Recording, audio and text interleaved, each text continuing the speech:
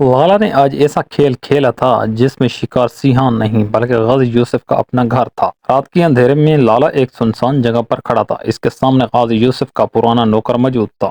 لالا نے میز پر بھاری رقم سے بھرا ہوا بیگ رکھا اور سرد لہجے میں کہا، یہ رقم رکھ لو اور مجھے سیحان چاہیے، زندہ یا مردہ۔ نوکر نے ایک لمحے کے لیے بیگ کو دیکھا، پھر لالچ کے ہاتھوں مجبور ہو کر بیگ اٹھا لیا۔ نوکر نے کہا، لیکن اگر غازی یوسف کو پتہ چل گیا تو؟ لالا مسکرایا۔ لالا نے کہا، غازی یوسف کو صرف اتنا پتہ چلے گا کہ اس کے اپنے گھر کا آدمی اس کے خلاف کھڑا ہو چکا ہے۔ نوکر وہاں سے چلا گیا۔ لالا اکیلا کھڑا مسکراتا رہا، پھر خود سے بولا، جو بوجھ میں نے اپنے کاندھوں پر اٹھایا وہ کوئی اور نہیں اٹھا سکتا۔ اب دیکھنا یہ کہ یہ بوجھ کس کس کو ڈبوتا ہے۔ دوسری طرف سیحان اور الہام ایک کمرے میں بیٹھے، میز پر مقدمے کی فائلیں رکھی تھی اور ان کے ساتھ وکیل بھی موجود تھا۔ وکیل نے فائل بند کرتے ہوئے کہا، سیحان صاحب، جیسے ہی کیس باقاعدہ شروع ہوگا لالا کو عدالت کی طرف سے نوٹس ملے گا، اس کے بعد اسے عدالت میں جواب دینا ہوگا۔ سیحان نے سنجیدگی سے پوچھا، اور اگر وہ دباؤ ڈالنے کی کوشش کرے؟ وکیل نے جواب دیا، تو ہمیں مزید ثبوت پیش کرنے ہوں گے، لیکن آپ نے پہلا قدم بہت اچھا اٹھایا۔ وکیل اجازت لے کر چلا جاتا ہے، دروازہ بند ہو جاتا ہے، کمرے میں خاموشی چھا جاتی ہے۔ سیحان آہستہ سے الہام کی طرف دیکھتا ہے، اس کی آنکھوں میں پہلی بار غصے کے بجائے محبت نظر آتی ہے۔ سیحان نے الہام کی طرف دیکھا اور کہا کہ میں نے اپنا پہلا قدم بڑھا دیا ہے۔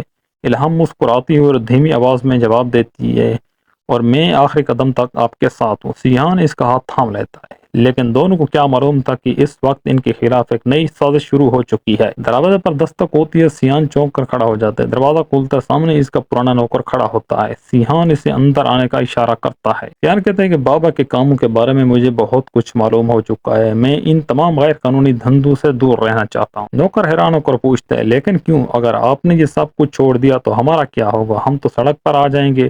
سیحان کچھ لمحے خاموش رہتا ہے، پھر مضبوط لہجے میں کہتا ہے، جن لوگوں کی زمینوں پر بابا کا قبضہ تھا، ان سب کو ان کی زمینوں کے بدلے مناسب رقم پیش کرو۔ جو لوگ مان جائیں انہیں پیسے دو، اور جو اپنی زمین واپس لینا چاہیں تو ان کو زمین واپس کر دو۔ نوکر گھبرا جاتا ہے، لیکن سیحان صاحب، یہ تو بہت بڑا نقصان ہوگا۔